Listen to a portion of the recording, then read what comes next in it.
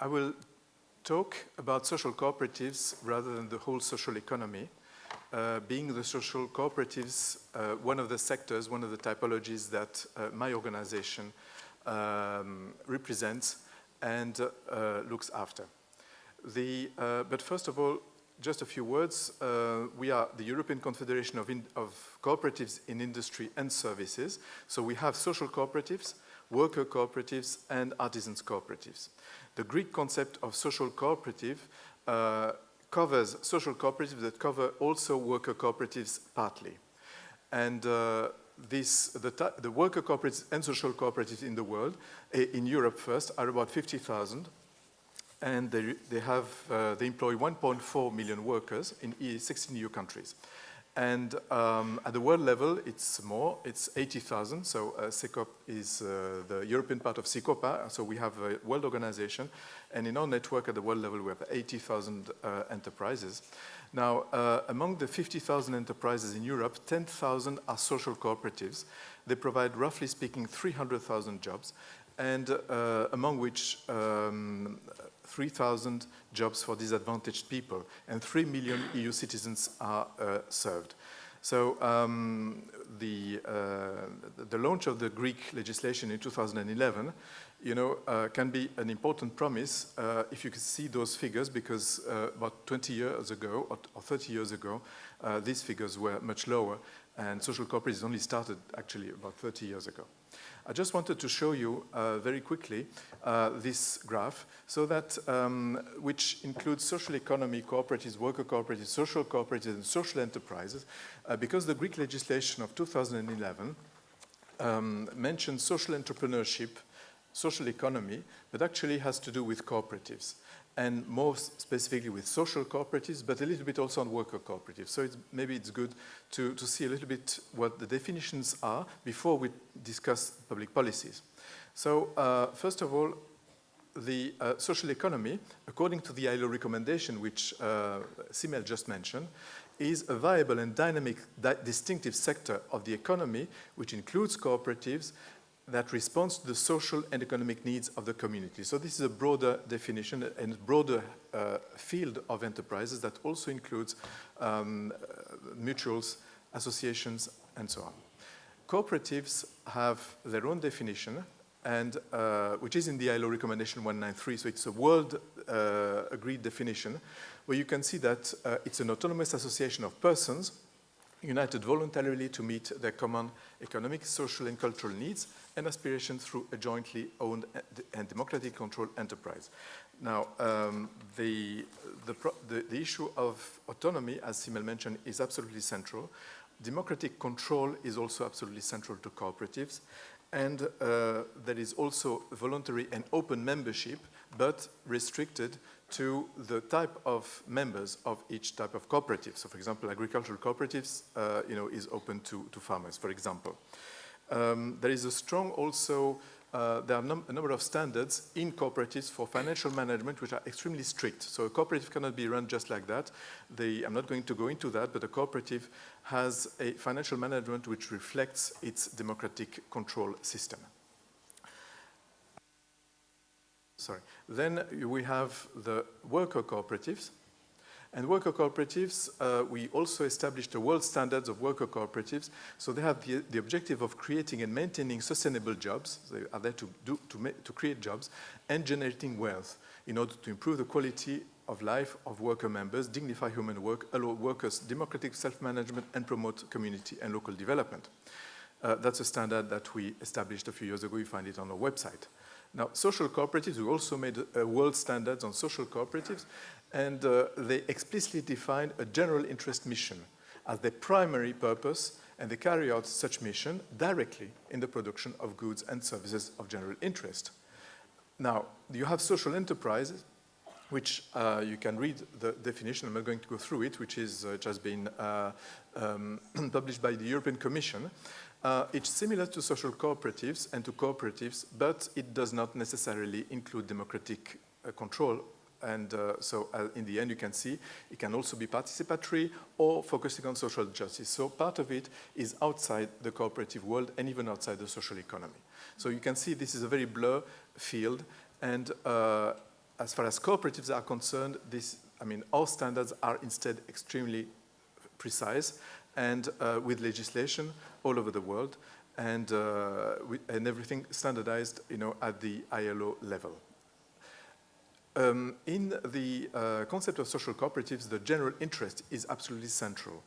And to give you a few examples of services of general interest which are covered by social cooperatives, you have social services, health, education, the environment, and more cooperatives are involved in the environment field, energy as well, work integration of disadvantaged or disabled people, local development, and so on and so forth. So different types of services of general interest are covered.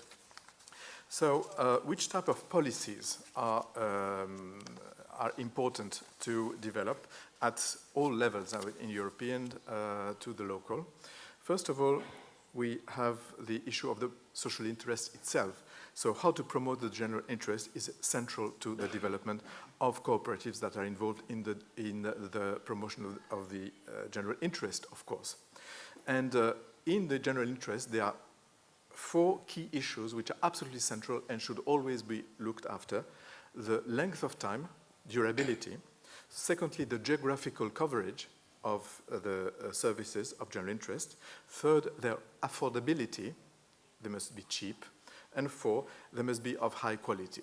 So you must have a combination of the 4.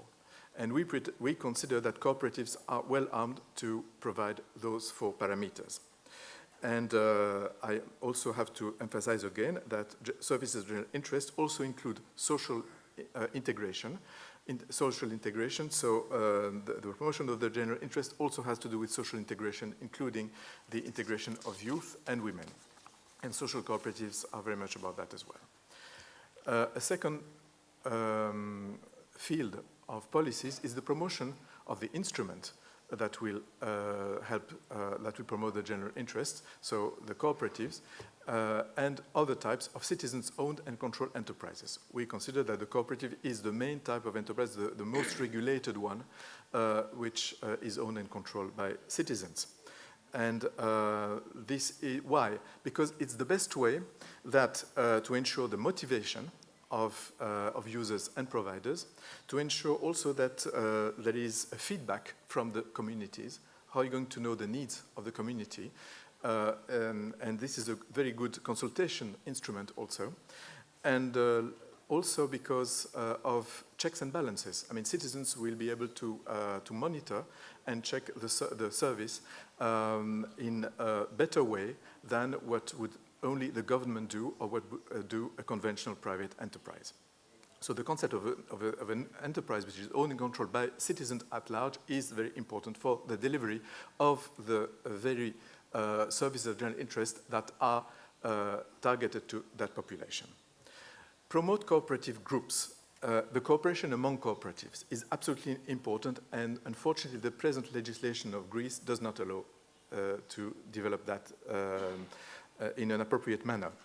Above 85% of the social cooperatives which I mentioned before are located in Italy.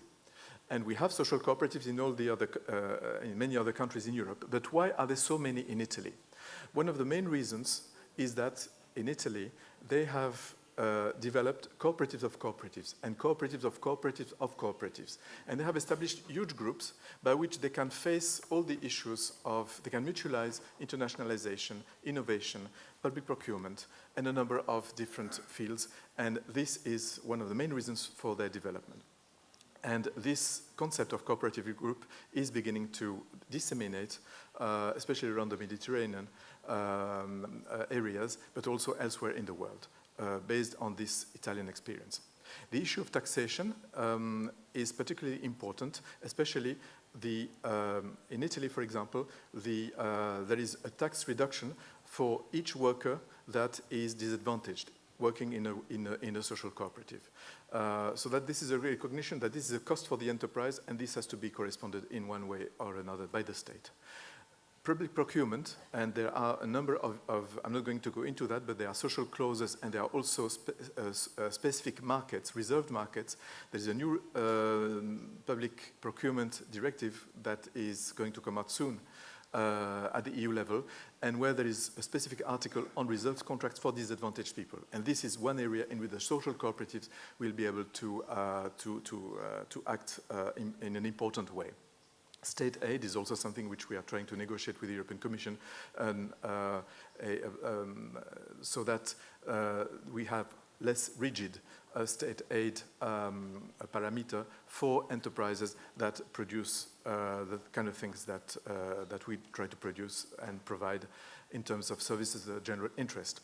Promote the financial instruments to do all that is also extremely important. And we have in our network a number of financial instruments that exist, that are controlled and owned by the very cooperatives, and that are manage either state money, which goes into the system, or directly money that is mutualized among the cooperatives. So the cooperatives provide money to these funds, and which are development funds for the development of cooperatives. These are particularly important in Italy, but also in France. 2 points of attention. One, the state should always remain 100% responsible for promoting and supervising the goods and services of general interest. Never, I mean, the fact that you subcontract, that you mandate, you entrust cooperatives to do the job does not mean that the state has less responsibility. It has exactly the same level of responsibility. The responsibility of the state has not been diminished in the slightest. It's only a matter of provision of the services which has changed. And the second thing, which is inside the ILO recommendation, I will read it. It's extremely important because in countries like Brazil and Colombia, this has become an extremely costly issue, which has fortunately been repaired recently through new legislation. Ensure that cooperatives are not set up for or used for non-compliance with labor law or used to establish disguised employment relationship, and combat pseudo-cooperatives violating workers' rights by ensuring that labor legislation is applied in all enterprise. In many countries in the world, there has been, a big, I would say, infection of pseudo-cooperatives by which, for example, public officers were suddenly, laid off and were forced to join sort of social cooperatives. And these, of course, are false cooperatives because these people were not given any choice in the first place. And these so-called social cooperatives were established, or worker cooperatives were established only to flexibilize work, to lower the labor standards, and to make it cheaper to employ people. This is absolutely unacceptable, and this we have said it in many, let's say, fora, and we continue to say it, so that it's a danger that exists all over the world, and we want to draw the attention here because this could really make the whole project of developing social cooperatives fail in Greece, if that was going to happen also in Greece. This is important, so please pay attention to that. And otherwise, if those things which I mentioned are taken into consideration, there is a very strong potential for the development of social cooperatives in Greece, even under the present crisis. So I know that it will be difficult, but I think this is the very moment in which such types of cooperatives can be developed in this country. Thank you.